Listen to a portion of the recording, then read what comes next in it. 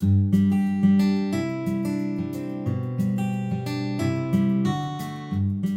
Pepe, qué gusto Hola, hola. saludarte. Estamos aquí en otra de nuestros conversatorios, nuestras entrevistas con personajes importantes en Unidos por Chile. Estamos a puertas en pocos días más, en una semana y algo, de uno de los hitos probablemente más importantes desde la vuelta a la democracia. Y qué mejor que estar hoy día con un experto, no solo en temas electorales, sino que también en temas políticos, a quien esperamos sacarle el máximo de jugo y el máximo de sudor en estos minutos por delante. Debo confesar además públicamente que yo a Pepe lo quiero mucho en lo personal, a pesar de que algunas veces tenemos miradas distintas, pero complementarias, y esa es la maravilla de la democracia, en donde cada uno puede aportar su mirada y llegar a un punto de comunión y entre todos construir un mejor país. ¿Cómo estás, Pepe? Qué gusto saludarte. Muy bien. Espero que me saque jugo, pero no de jugo. ¿Eh? Usted no da nunca el jugo. Oye, Pepe, quiero partir por una pregunta un poco distinta, que no tiene que ver necesariamente con la cosa electoral, sino que quiero un poco, porque tú además tienes una formación académica en el área de la sociología. Entonces, ya has sido diputado, has sido una persona con una trayectoria política muy importante y algunas veces has nadado contra la corriente y eso te ha tocado a ti pagar costos personales. Entonces, mi pregunta es, ¿cómo mejoramos el clima no solo político, sino que el clima de convivencia nacional? Olvídate del 4 de septiembre, sino que, porque yo estoy preocupado por el tema de la seguridad, estoy preocupado por el tema de la migración ilegal, estoy preocupado por el narco, estoy preocupado por los portonazos, por la tasa de homicidios que se disparó. O sea, Chile era un oasis y eso es cierto, Piñera fue poco afortunado probablemente cuando lo dijo, pero en términos de seguridad sí era un oasis. Y entonces, hoy día, el Chile que conocimos durante los últimos 30 años ya no es más. ¿Cómo mejoramos eso? Primero asumiendo que el Chile que conocimos no será más. ¿Ah? O sea, el presente es el presente y el pasado es el pasado. Además, siempre el pasado se ve más bonito de lo que era cuando vivíamos en el pasado. ¿Ah? Lo importante es que el futuro sea mejor que lo que vivimos en el presente. Porque mirar el futuro con la vista puesta en lo que fuimos, a veces uno cae en nostalgia y en visiones idílicas de lo que uno vivió. Y la verdad es que nunca fue el idilio, nunca es completamente idílica la realidad. Pero yo creo que el antídoto siempre es conversar, conversar, conversar, conversar, conocerse, integrarse. Yo creo que uno de los elementos que hizo crisis en Chile es esta disociación entre un desarrollo económico social muy exitoso, pero la mantención de un orden cultural muy clasista, muy segregado, muy discriminado, eh, que, que ha hecho que los mundos sociales no se encuentren. ¿Ah? Y esto se expresa en los colegios, y ahí sí que hay cierta nostalgia del pasado. Yo me eduqué en el Barros Arana, ¿ah? El tiempo que el Barros Arana era un crisol donde se juntaba gente, tenía literalmente desde el hijo de una prostituta hasta el dueño de un pueblo importante de la región del Maule. Eh, Dueño, por supuesto, figurativamente. Y gente muy, muy diversa. Y eso hoy día no ocurre. Los chilenos nos conocemos poco. ¿Ah? Y del desconocimiento surge la desconfianza, de la desconfianza surge la agresividad, de la agresividad surge la agresión, derechamente, y bueno, y ahí entras en un ciclo que no se detiene. Yo creo que el principal remesón que nosotros debemos vivir es de un nuevo pacto social, que un pacto constitucional. A mí me importa mucho más el nuevo pacto social, la nueva manera de vivir entre chilenos que tenemos que tener en el futuro que viene. Y esto, por supuesto, no es una vacuna, no es un antídoto, ¿ah? es más bien un Pero esfuerzo está bien, cotidiano, Pepe. persistente. Ok, entendiendo lo que tú dices y yo lo comparto 100%. Yo soy institutano, estudié en la escuela de 18, después estudié en el Instituto Nacional y por lo tanto sé exactamente a lo que te refieres. Aprovecho de decir que me da mucha pena lo que ocurre hoy día con el instituto que está en manos de unos descerebrados, digamos, pero Y bueno, el Barros Arana es igual.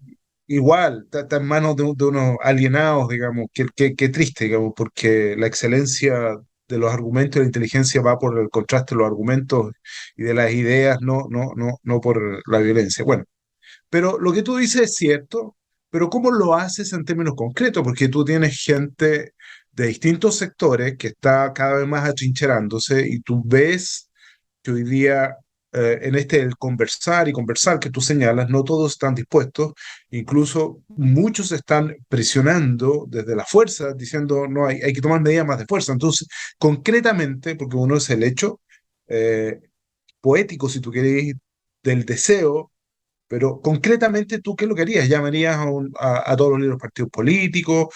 ¿Llamarías a los líderes empresariales, a los líderes de los medios de comunicación? ¿A quién llamarías? ¿Cómo lo sentarías? ¿Cómo lo harías concretamente? Porque si no, esto no se va a transformar en realidad.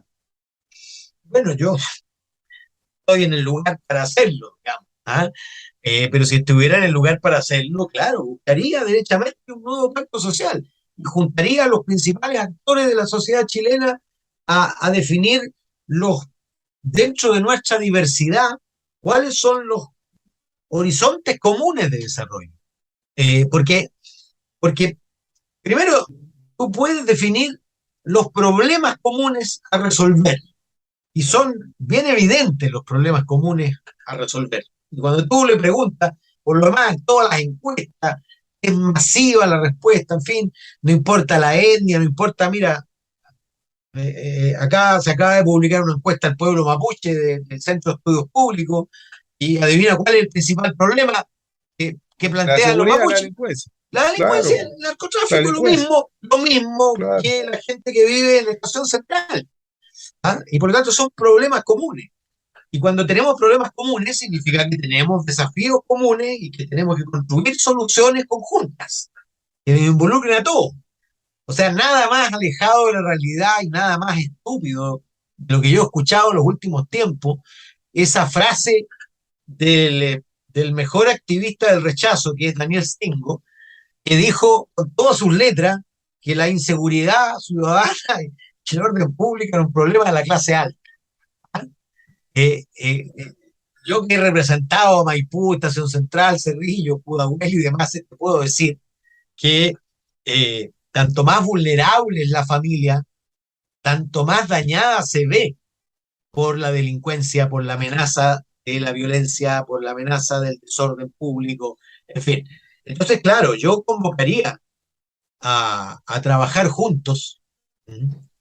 A todos los actores, desde los empresarios hasta los sindicatos, pasando por el conjunto de actores relevantes de la sociedad chilena. Pero eso requiere, claro, una disposición de unidad nacional distinta a la que existe. El clima de una competencia electoral aporta, naturalmente no ayuda. Eh, yo recibo muy bien la última declaración, siempre es la penúltima, pero la última declaración del presidente Boric en el sentido de que cualquiera sea el resultado, y está pensando más bien en la hipótesis más probable, él va a trabajar para que este proceso culmine en una constitución que una. ¿Ah? Eh, podría haber Yo parafraseado a Lago una constitución de consenso. Yo estoy de acuerdo contigo y me alegro mucho que el presidente Boric haga eso, pero también al mismo tiempo el presidente Boric se la ha jugado con una absoluta falta de prescindencia por una de las posiciones. Entonces eso también es un poco, me estoy preparando para lo que viene o no. ¿Qué crees tú? Sí, por supuesto, tiene que ver con eso. Ahora a mí no me extraña y tampoco me escandaliza, te voy a decir, que los presidentes se jueguen por la opción política que ellos representan. Fue elegido por un sector político determinado. A nadie se le ocurriría en Francia criticar a Macron por tratar de conseguir el mejor resultado para su lista parlamentaria. Yo nunca he escuchado en Europa que se critique por eso. No, no, Eh, no, yo lo comparto que plenamente yo, contigo. no, pues, no, yo sé, pero es que aquí se critica mucho eso. Y yo creo que la crítica tiene razón cuando se usan recursos públicos en beneficio O tiempo, de una o horas determinada opción. públicas. Horas Claro, públicas también. por Claro, si yo ejemplo, estoy en claro, mi horario de trabajo, obvio. lógico. Oye, Pero Pepe, tener opción, eh, todos debieran tener opción. perfecto. Déjame una pregunta antes de entrar a la cosa política, pero el tema de la seguridad, porque es distinto yo me acerco con posiciones, ¿no es cierto? Trato de buscar consenso, pero la seguridad, lo que estamos viendo hoy día, que es tú con la persona que te encuentres, de la visión que te encuentres, como tú decías, de la etnia, de lo que quieras, lo primero que te dicen todos, ando con miedo, estoy asustado, no estoy cambiando mis hábitos, ya no quiero subirme a la micro porque me asaltan, no quiero subir al metro porque me asaltan, no salgo de mi casa y le puse otra reja más. Los negocios en la periferia, la gente está como si estuviésemos en Siria, digamos, en plena guerra. Entonces, ¿cómo solucionas eso? Bueno, ¿quién, quién tiene la varita mágica para resolver eso, Ricardo? Eso no se soluciona así. Tú eh, necesitas un clima distinto. Primero necesitas unidad social y vecinal para denunciar y para castigar en ocasiones, ¿ah? Para defenderse la sociedad de aquellos que la agreden. Y hoy día hay una especie de espiral de silencio. Todos Ya, encerrados Pepe, y, perdón, y déjame los interrumpirte, delincuentes enseñoreándose. sí, ¿Mm? sí, estoy de acuerdo, déjame Segundo, interrumpirte. es que No, tiene pero que es que ser cuando tú hablas de combinado. consenso, no, pues escúchame, déjame desafiarte, porque cuando tú hablas de consenso, de que tiene que haber un clima, ha habido un grupo de parlamentarios que sistemáticamente durante los últimos 5 años se opuso Bueno, a cualquier medida en ese sentido. por eso te estoy diciendo. Tiene que haber un clima, no lo hay, no lo ha habido. ¿Ah? Yo creo que estamos tomando fondo y por lo tanto, actor político que quiera sobrevivir tiene que hacerse cargo de esa demanda, si no, no va a sobrevivir en los próximos meses y en los próximos años. Y por lo tanto, cuando digo tiene que haber un clima, lo que estoy diciendo es que tiene que cambiar el clima para que se haga favorable al abordaje del problema. Y eso significa, por supuesto, reafirmar el monopolio de la fuerza que nosotros como sociedad le entregamos a determinados organismos. Y por lo tanto tenemos que, mira, el miedo no solo es de la gente que se encierra, el miedo termina siendo también de aquellos a los que les entregamos la responsabilidad de aplicar la ley, porque no saben qué les va a ocurrir si la aplican. ¿Ah? Tanto por la agresividad que hay al frente, porque eh, se ha ido produciendo un desequilibrio incluso en el equipamiento de nuestras fuerzas policiales y sus adversarios.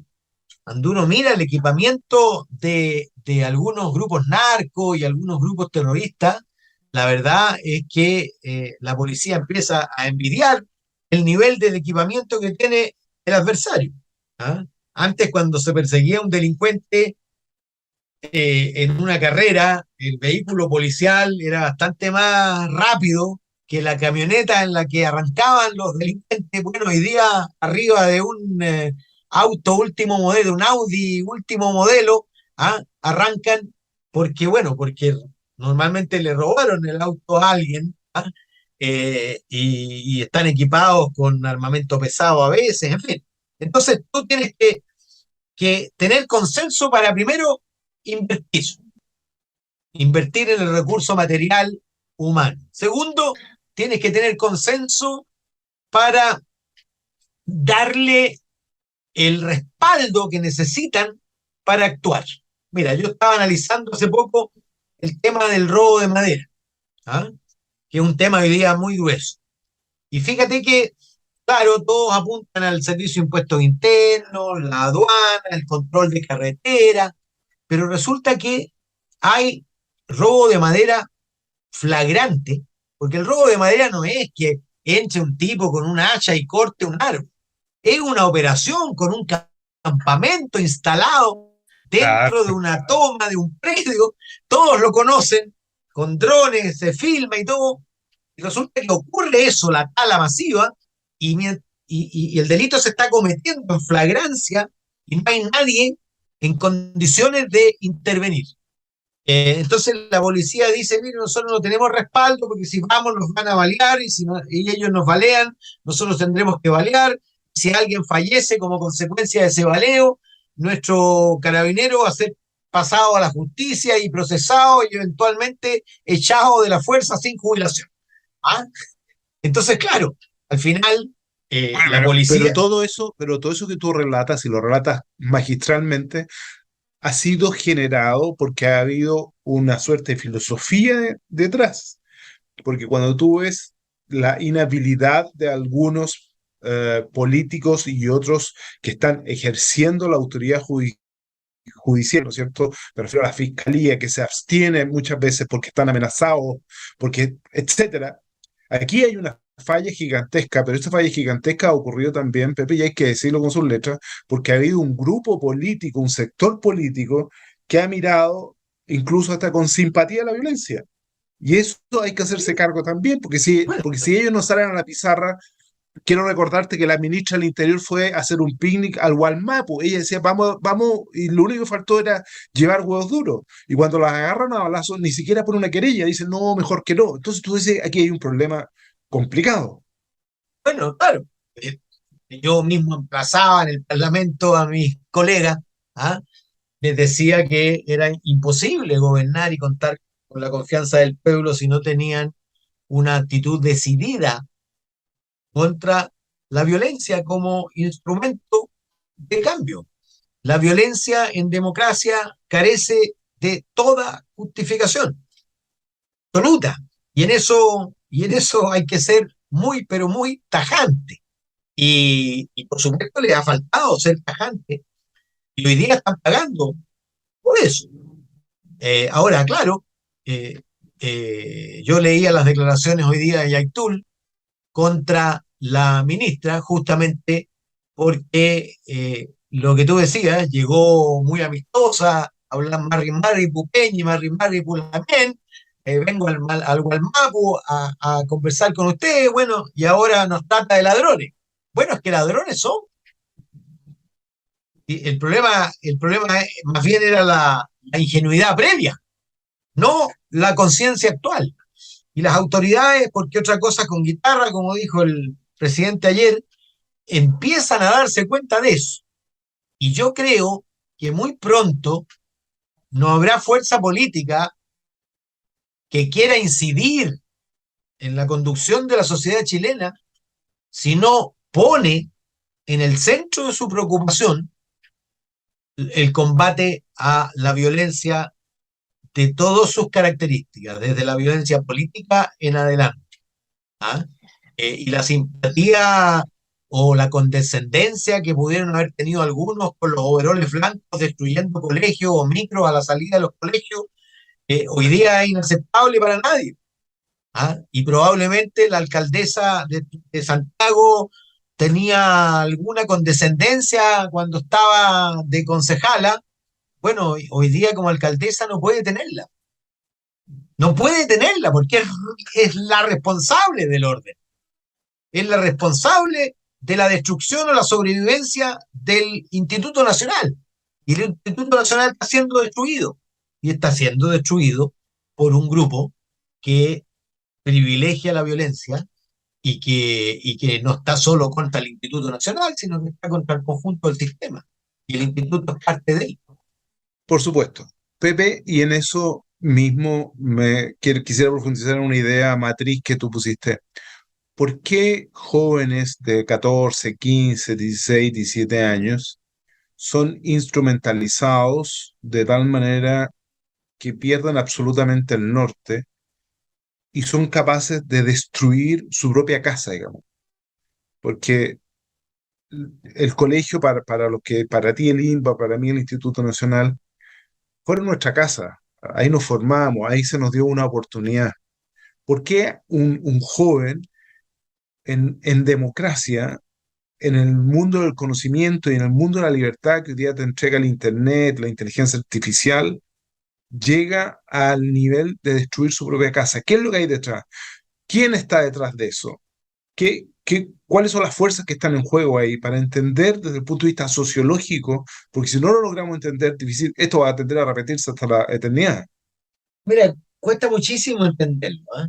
Eh, no es, puede que haya algunos elementos de, como tú decías, instrumentalización, pero no es, creo yo, lo relevante. No, no es que haya adultos manipulando como títeres a jóvenes. ¿Ah? He visto a jóvenes manipulando como títeres a otros jóvenes. No solo adultos, ¿ah?, ocultos allí que de alguna manera manejan los hilos. Eh, no es como los narcos que ocupan de soldados a estos jóvenes de 13 o 12 años en las poblaciones de la región metropolitana. Fíjate que es una combinación de muchos factores. Primero, la búsqueda de un sentido de vida, de una épica, ¿ah?, de una aventura, de una... Luego, eh, cuando tú, te voy a hablar del Varo Sarán. Cuando yo entraba al Varo Sarán, cuando entré, tenía 12 años, venía de Tierra del Fuego, eh, y era interno, ¿ah? Y la primera noche que dormimos, la mayoría de mis compañeros lloraba, ¿ah?, porque era la primera noche que pasaban sin sus padres. Y a la mañana siguiente nos recibe el rector, Aurelio Huerta, con un discurso que me decían los de primero o segundo plastificado, que decía, en algún momento decía, mire, la puerta para ingresar al internado es muy estrecha, pero la puerta de salida es anchísima. Es decir, nos estaba diciendo, a usted le costó mucho llegar acá, no le va a costar nada irse, ¿ah? Si tiene mal rendimiento académico, si no cumple las normas básicas de convivencia, uno pasaba todo el día de lunes, de domingo en la tarde, hasta viernes en la tarde, y se te castigaban hasta sábado en la tarde, que era mi caso muy regularmente, y por lo tanto el amor al colegio predomina. Hoy día, en el internado, el 85% de los alumnos no es interno, primero, pasa simplemente. Segundo, no cuesta nada ingresar al internado. Más bien es muy difícil que alguien salga por mala conducta y nadie sale por malas notas, y en consecuencia es como cualquier otro colegio. ¿Ah? Estoy aquí o estoy allá o estoy más allá. Ni siquiera alcanzas a constituir una comunidad con cohesión, con horizonte común, con sentido de cuerpo, con identidad, que es lo que había. O sea, nosotros íbamos a jugar voleibol con los del instituto y era un desafío mayor. O sea, era dos instituciones y uno se sentía heredero de todos los que habían estado antes, en fin, varios presidentes, en el caso del instituto también, del internado. Hoy día eh, no existe amor a la institución, ¿ah? No existe eso que relatan los del instituto, Ricardo Lago, contaba de la academia de literatura.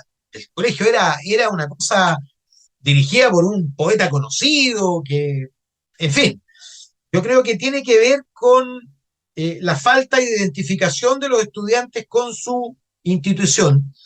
Entonces es una relación muy impersonal, ¿ah?, muy impersonal.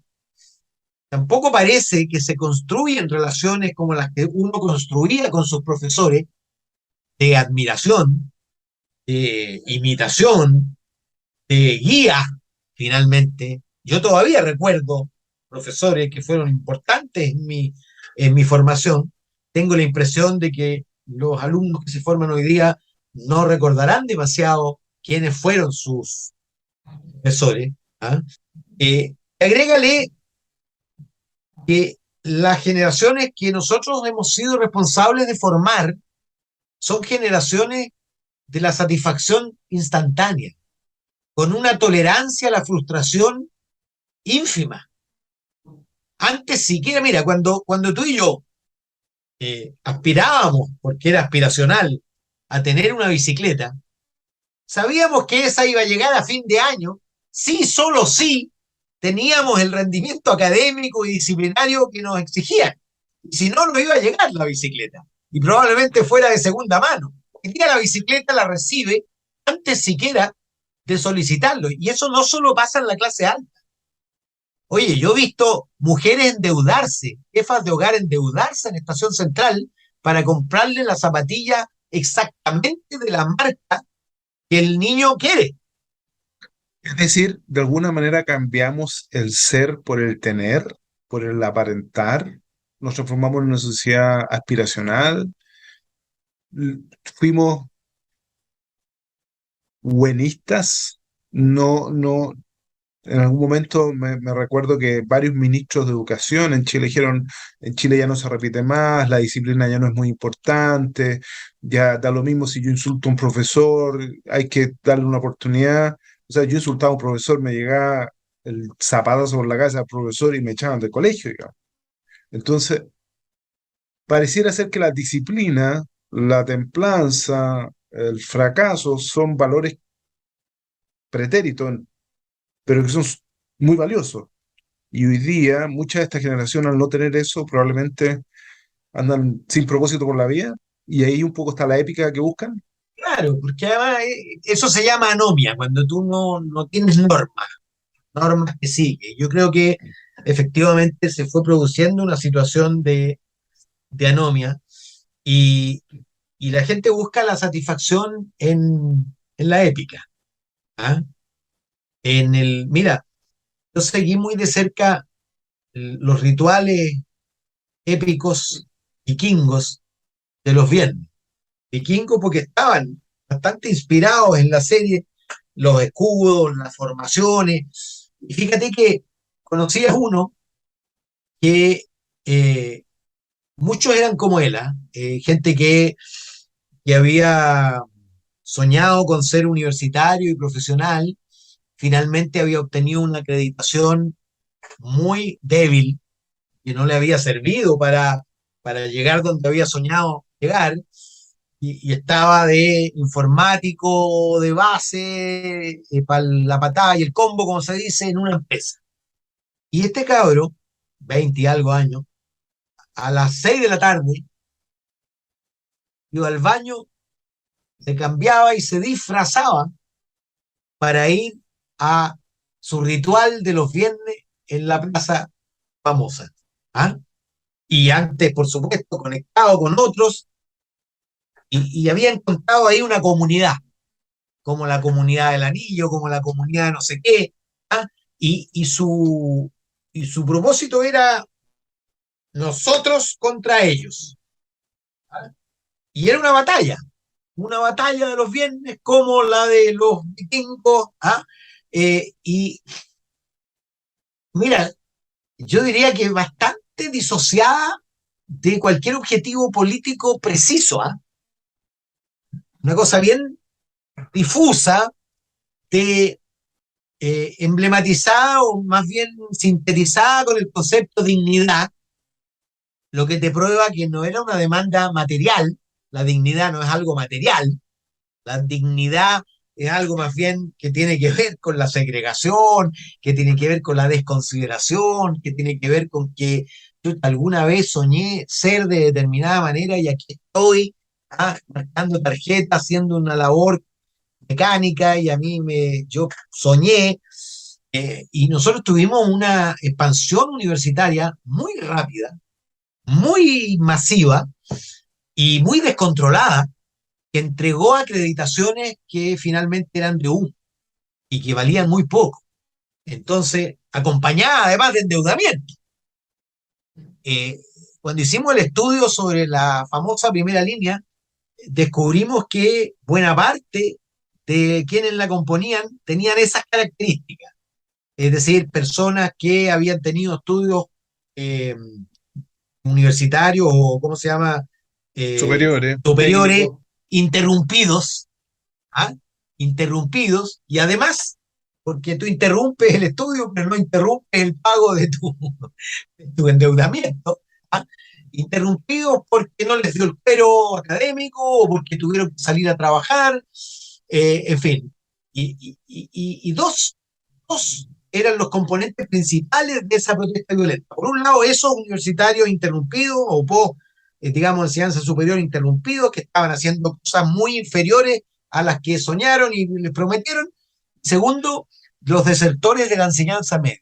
Nosotros, fíjate, tuvimos una corriente ascendente de aumento de la cobertura educacional y todos los años crecía la proporción de jóvenes que terminaban la enseñanza media. De hecho, se hizo obligatoria, ¿te acuerdas? Así es, sí, Durante el claro. agua.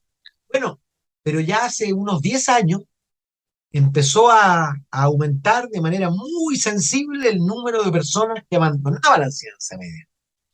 Y ese es de, el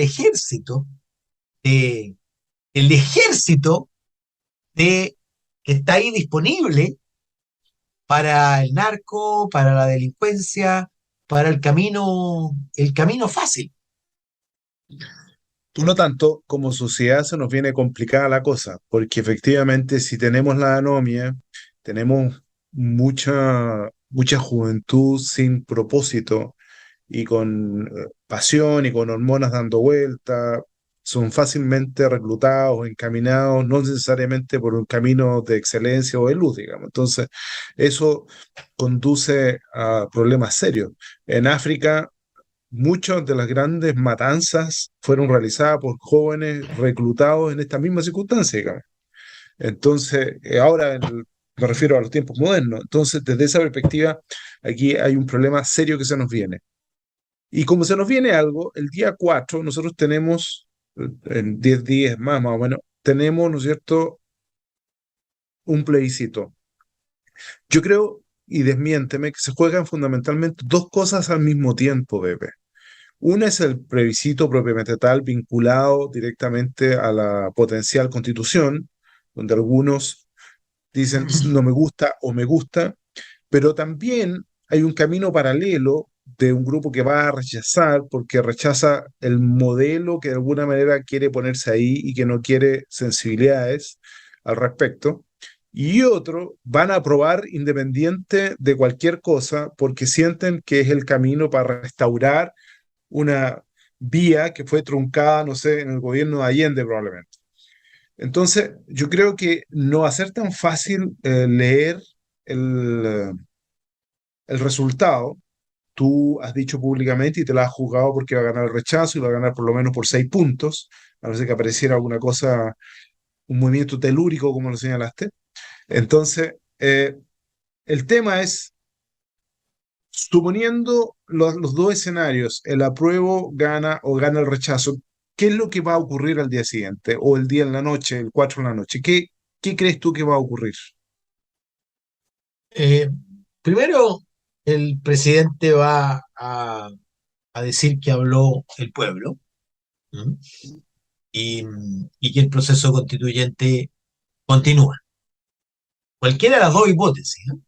La más probable y la más improbable, el proceso constituyente continúa. Continúa porque la constitución es poesía y hay que transformarla en prosa legal.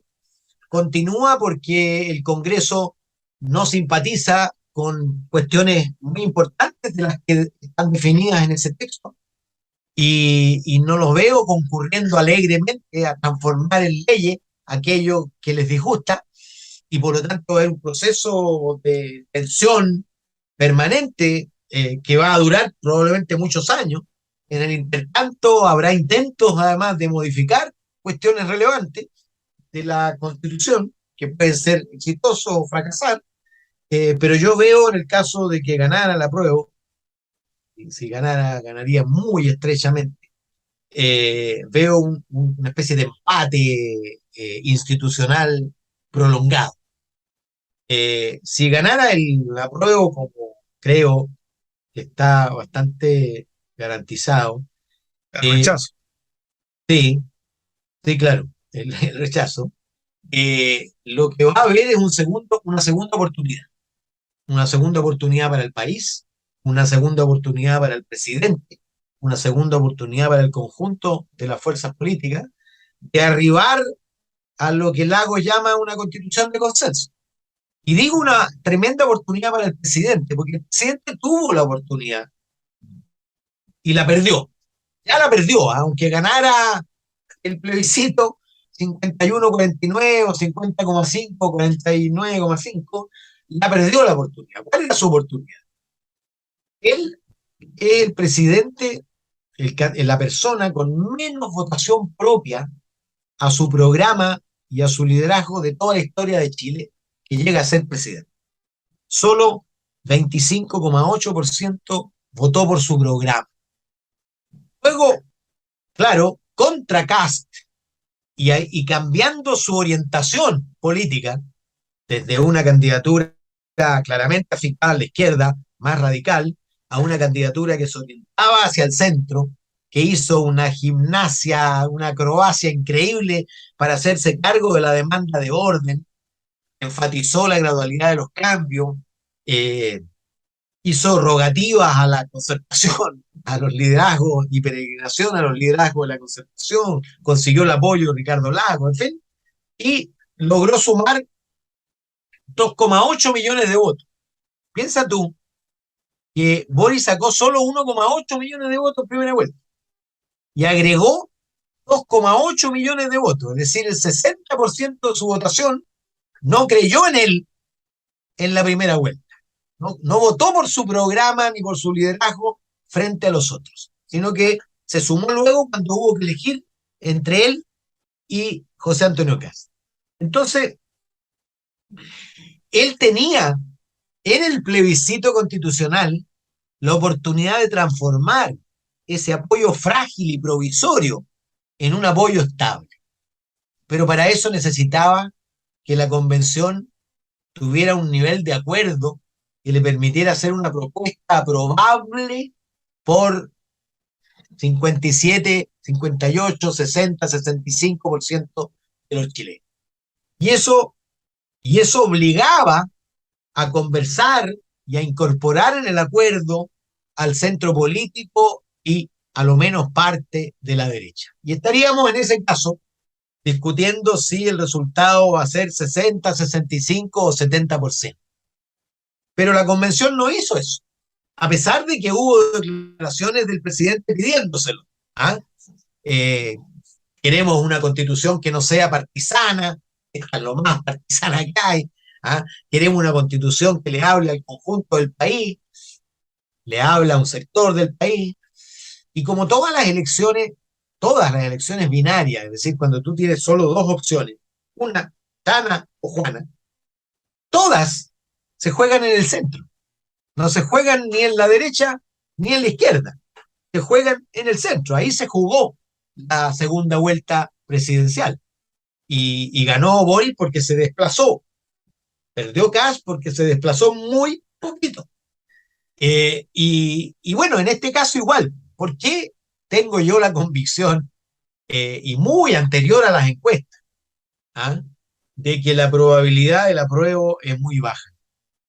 Porque la propuesta final de la convención y la convención misma, pero luego su propuesta también, está varios metros alejado hacia la izquierda de lo que fue la campaña de Gabriel Boric de segunda vuelta. Hay el ejercicio distópico de cambiar el lenguaje de Boric de segunda vuelta, que en lugar de gradualidad, encuentro con la concertación y elogio a carabineros y la importancia de la seguridad pública y el orden, cámbialo y ponle plurinacionalidad, sistemas diferenciados de justicia, No sale, po. No sale, no sale, fin del estado de no sale, emergencia, no sale. reemplazo de la consulta indígena por el Uy, consentimiento, pero Pepe, eliminación del Senado. ¿Ah? Pepe, me dejaste preocupado con algo, porque tú me dijiste, está claro que si sale la prueba vamos a estar en un sistema muy complejo de implementación, además, o sea, hay todos elementos, no solo políticos, sino que además elementos técnicos complejos, que conceptualmente va a haber que sentarse en la mesa a conversar y probablemente vamos a entender cosas todos totalmente distintas, y eso va a generar un clima de poca estabilidad. Pero en el caso de gane el rechazo, tú también señalas que vienen años complicados. Es decir, los próximos 3, 4, 5 No años, ¿tú alcancé, crees que son complicados? no alcancé a decirlo. ¿Ah? Ah, En la hipótesis del rechazo, que yo creo le conviene al presidente, ¿ah? Porque le abre el panorama, le abre otra posibilidad de rehacer ese trabajo de manera de culminar en una constitución en la que se reconozcan la gran mayoría de Chile. Y con eso, además, él ya podría darse por satisfecho de que consiguió y va a quedar inscrito en la historia como el presidente que consiguió llevar a los chilenos a una constitución de mayoría. Y eso puede durar poco. Y yo creo que si el presidente cuando estaba en la campaña tratando de elevar el costo del rechazo dijo, oye, si se rechaza va a ser otro año y medio más de convención, si efectivamente ocurre el rechazo, él va a querer que eso dure lo menos posible, naturalmente. ¿Ah? Y seguramente si se elige una nueva convención, se va a elegir rápido, sin pasar por otro plebiscito, y si se elige esa nueva convención va a ser distinta, más pequeña, y bajo otras normas, y segundo, va a tener otro plazo. ¿Ah? De 180 días seguramente, para que no haga el largo recorrido. Probablemente ese mismo acuerdo le diga que esa conversación tiene que darse sobre el actual proyecto Bachelet y el proyecto ya eventualmente rechazado, ¿te fijas? Para no escribir desde cero. Pero, pero va a ser un incentivo para el presidente terminar tan pronto como sea posible con la tarea de una constitución de todos, porque la incertidumbre prolongada en el tiempo no le conviene a nadie, No, pues, no le conviene. tampoco al Oye, gobierno. y el rol del Partido Comunista en esto, porque el Partido Comunista ya lo ha dicho algunos de sus voceros, la mayoría han tratado de guardar silencio, pero claramente Daniel Jadwe, que es un líder dentro del Partido Comunista, ha sido muy crítico de todo esto. ¿Cuál va a ser el rol del Partido Comunista, que hoy día en algunos sectores dentro del gobierno es muy poderoso? Va a ser el rol del Partido Comunista en caso de que gane el rechazo? ¿Se va a allanar a cambios? ¿Va a seguir siendo parte activa del gobierno con este presidente Boric acercándose un poco más al centro? ¿Qué crees tú? Mira, el Partido Comunista es un partido extremadamente pragmático y que acostumbra jugar en los dos tableros. En el tablero del ejercicio del poder, que le gusta harto. De hecho, más del 90% de los miembros de su comité central están hoy día de funcionarios de gobierno y bastante bien pagados, o a lo menos mucho mejor pagados de lo que el mercado les pagaría o de lo que ganaban antes de entrar al gobierno. Eh, Veo, hay una crítica ahí tuya en eso, es un dato, es un pero está dato, bien, pero los datos tienen es un alguna dato en el significancia, po. sentido, es un dato en el No, yo sé, sentido de pero que, Pepe, pero los datos tienen algún valor en la medida que yo los analizo, po, y por saco eso, conclusiones. pero metiéndole allí ningún aditamento de juicio moral. Lo que estoy diciendo es que ellos son marxistas, las condiciones materiales determinan la conciencia. ¿Ah? Y muy difícilmente van a salirse de un gobierno donde están contratados 9 de cada 10 miembros de su comité central, que es el que toma la decisión de permanecer o salirse del gobierno. ¿Ah? Es un partido pragmático. Pero por otro lado, el partido siempre ha tenido la filosofía de tener un pie dentro y un pie fuera. ¿Ah? Y el Partido Comunista hoy día, a mi juicio, está menos interesado en que gane el apruebo que en ser los líderes del apruebo. Es decir, y por eso su resistencia a hacer lo único que podría haber salvado al apruebo, que era enfatizar las correcciones y haberlo hecho antes y haberlo hecho de manera más integral, de manera de levantar todas las principales objeciones de la gente, en fin, y se resistió muchísimo, incluso después de firmado el acuerdo, inmediatamente salió a boicotarlo. ¿Ah? Eh, entonces, ellos juegan en esos dos tableros y como te digo, están menos interesados en el triunfo del apruebo que en representar al apruebo duro. ¿Ah? Ellos juegan no a conquistar mayoría, que es lo que quiere cualquier presidente. La vocación del presidente es construir mayoría para poder gobernar. y para poder hacer los proyectos que él está empujando. El PC, obvio. el PC no tiene esa vocación. El PC tiene vocación de ser una minoría importante. Y esa es la lógica que los mueve. Pero son pragmáticos. Por supuesto van a resistir esa, ese direccionamiento hacia la centro izquierda o el centro del presidente y de su gobierno, pero no van a romper y van a ¿No? jugar, no, no van a romper, te lo apuesto aquí 10-1. O sea, Probablemente, hoy día haces dos probablemente Hadwe, apuestas. ¿ah? Hoy día haces dos apuestas. Primero, que gana el rechazo, y segundo, que el Partido Comunista continúa Sí, de todas dentro maneras, del poder. de todas maneras, las dos. Y la segunda incluso 5-1 y la otra 3-1. Como se dice, triple contra sencillo. ¿Ah? Es muy improbable que, que la apruebo además en 14 días, sin debate, porque cuando tú tienes candidatos presidenciales, fíjate que desde el principio de la segunda vuelta Boris se puso casi inmediatamente encima de Kast, estuvo más estrecho y el debate marcó una ampliación de la diferencia. Antes el debate marcó una ampliación de la diferencia entre Boric y Jadwe. Sichel ganó las primarias en el debate. Después se defondó en otro debate. Pero aquí no hay ningún evento donde el rechazo y el apruebo se enfrenten bajo los ojos de todos los chilenos. Uno podría decir la franja, pero no es la franja homogénea del no, que era un solo mensaje. Aquí los mensajes del apruebo son múltiples y fragmentados. Entonces, al final, las franjas se empatan. No pasa eso de que una franja, ¿ah?, le dobla la mano a la otra de manera categórica, y eso no pasa ni del rechazo al apruebo ni del apruebo al rechazo. Más bien la gente tiende a ver ganadora y le dicen más Su cosas a la propia, franja suya, claro, la de su propia, tuvo claro. opción. ¿Ah? Entonces no hay acontecimientos por venir en estos días que quedan que pudieran producir una corrida de votos desde un sector a otro. Y la participación del gobierno ya no hace diferencia. ¿Sabe por qué? Porque la aprobación a Boris y su gobierno está pegada con el apruebo, es decir, el mismo porcentaje.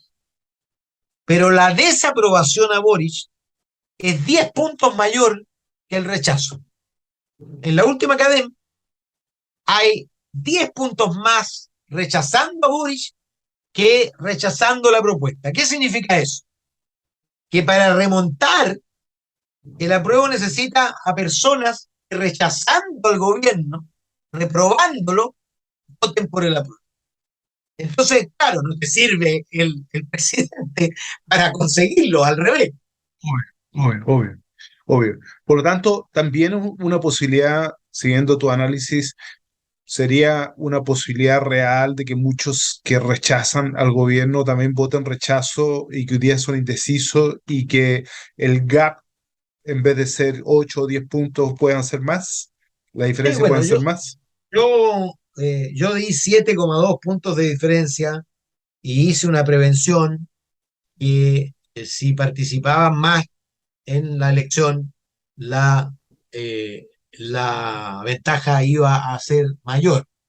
A mí me extrañaría mucho que el resultado estuviera por debajo de lo que yo pronostiqué, que es 53,6, 46,4 para el apruebo, 53,6 para el... Me extrañaría muchísimo que estuviera por debajo. No me extrañaría que estuviera por encima. Por, por Es arriba, decir, ok.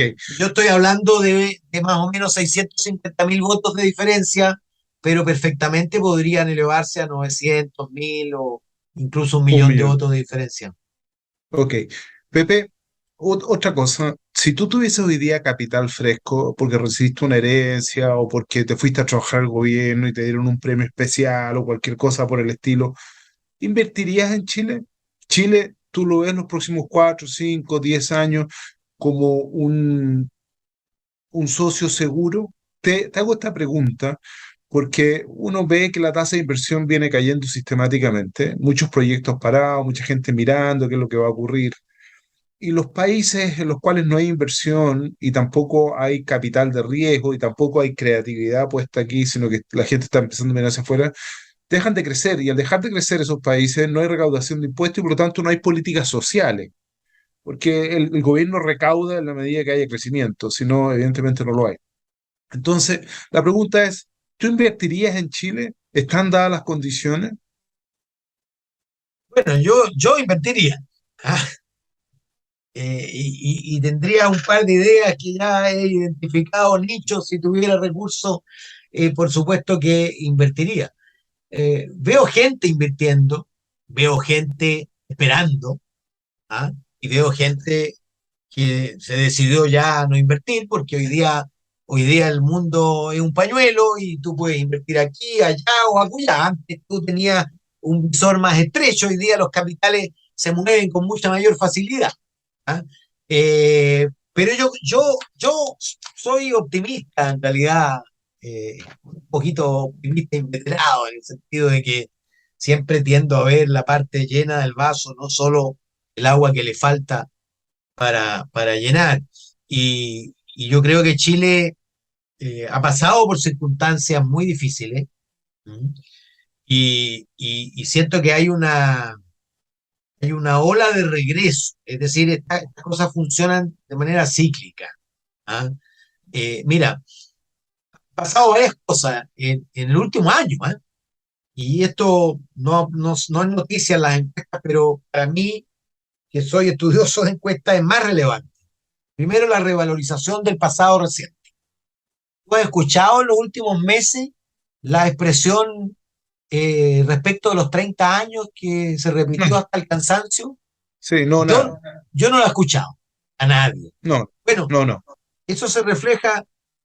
El otro día veía la encuesta de la Cosa Nostra, que es una institución de Luis Mayol, y la nota que le ponía la gente a los gobiernos pasados creció considerablemente comparando abril 2020 y abril 2022.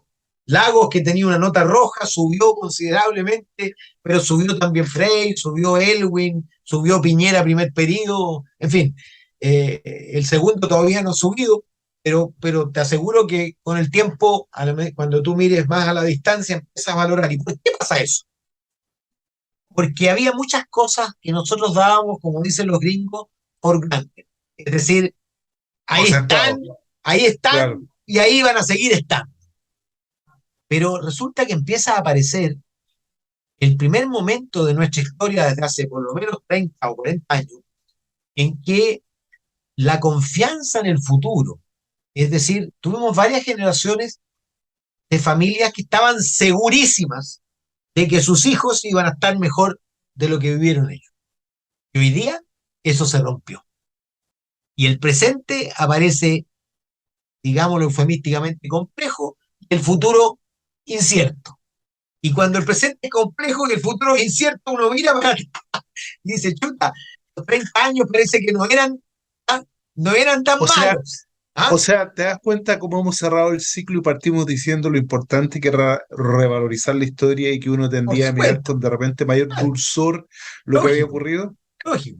Bueno, pero ese es un elemento. El otro, fíjate que después del estallido, la valoración de la violencia, la justificación de la violencia como recurso para hacer avanzar las cosas en materia de cambio social, llegó a niveles muy, muy peligrosos después del estallido. La mitad de los jóvenes casi y un tercio de la sociedad hoy día cayó considerablemente. ¿Ah? Menos de la mitad de la gente que hace 2 años validaba la violencia, hoy día la valida.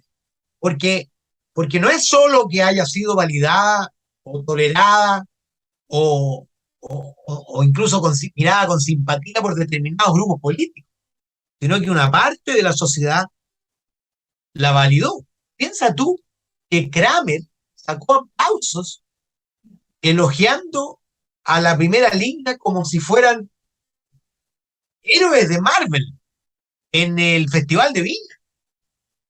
Y eso fue en febrero del 2020. Imagínate en febrero de 2022 haciendo lo mismo. ¿Ah? No, no, no, no. ¿Te das cuenta, no?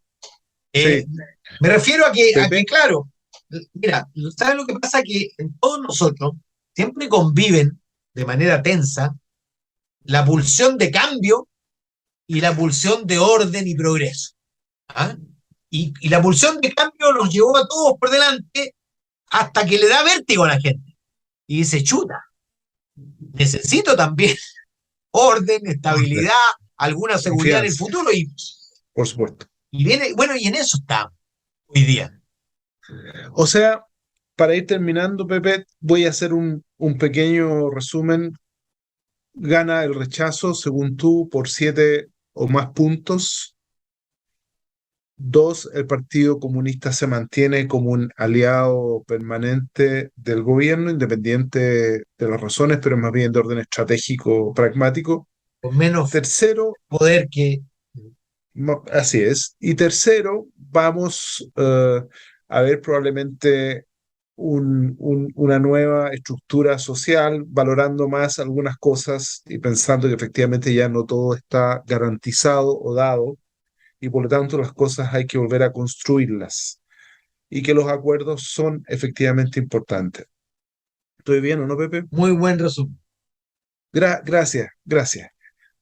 Yo quiero agradecerte como siempre, no por estar solamente hoy día con nosotros, Unidos por Chile, Pepe, sino que quiero agradecerte por tu aporte a la política y a la cosa pública.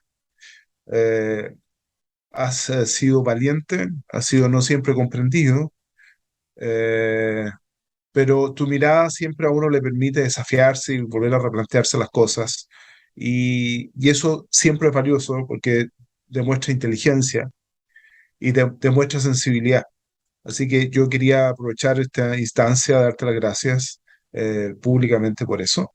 Y claramente, post plebiscito, ya te vamos a secuestrar de nuevo para este nuevo conversatorio para analizar lo que viene. Ya pues, Y que la fuerza lo acompañe, pues Pepito. ya pues. Gracias. Un abrazo gigante. Chao. Gracias por Un todo. abrazo. Chao.